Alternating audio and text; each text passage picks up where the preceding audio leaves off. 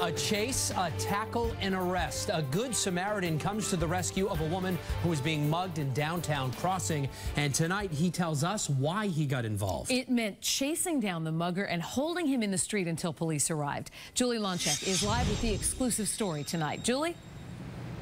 Lisa, David, this good Samaritan chased this suspect a good distance, at least half a block down Arch Street before tackling him here on the ground waiting for police. He says since then some have questioned his actions, but he tells me he'd do it all again. I honestly just would like to think that someone would have done the same thing if it was someone in my family or that I care about. Some might say Jeff Swanson went above and beyond, but if you ask Jeff Swanson, he'll tell you he did what we should all do.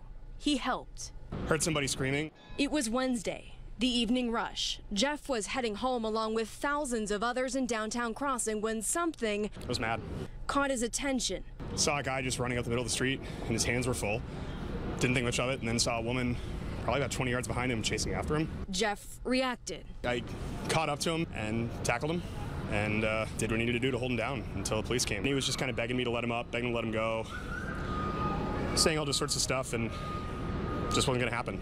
Boston police arrived and arrested the 15-year-old. They say the suspect had approached the woman at the corner of Summer and Arch and asked for a cigarette before grabbing her purse and iPhone.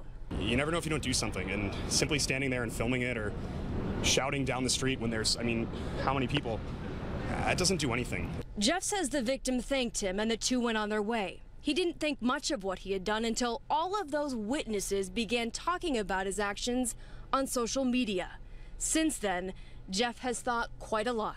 What would you like to say to people, perhaps the broader story here? If someone's in need, do something. You'd be surprised, the number of people who are willing to help once one person does. Because at least one other person did help Jeff. He held this suspect down along with him, waiting for police. And by the way, before Jeff started his current job, he was a longtime bouncer and doorman at several Boston nightclubs. We're live in Boston. Julie Loncich, WBZ News.